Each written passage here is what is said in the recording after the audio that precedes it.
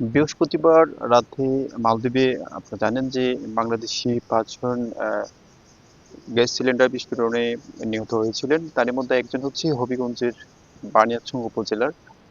আমরা এই মুহূর্তে উনার বাড়িতে আছি। আসলে উনার যে আর্থিক অবস্থা বা উনার পরিবারের যে হাজারি আসলে আমরা এসে দেখতে পেরেছি। যতটুকু আসলে উনার যে ২ বছর আগে উনি গিয়েছিলেন মালদ্বীপে অনেক টাকা ঋণ করে। তবে এই ঋণ এখনো তিনি আসলে শেষ করতে পারেননি। পাশাপাশি যদি আপনাকে বলি যে উনার পরিবারে কিন্তু উনার স্ত্রীসহ উনার ৩ সন্তান রয়েছে।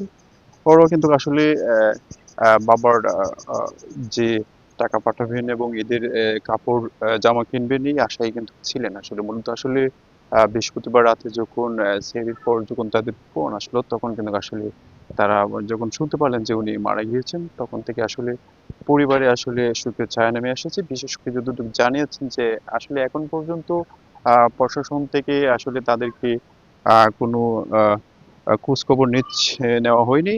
তো সব মিলিয়ে যদি বলি যে আসলে সেই বিস্ফোরণের ঘটনা আসলে যে মালদ্বীপের যেটি হয়েছে আসলে সেটি কিন্তু আসলে হবিগঞ্জেও কিন্তু শোকের ছায়া নেমে এসেছে এই পরিবারে। তো এই ছিল আসলে হবিগঞ্জ থেকে সর্বশেষ।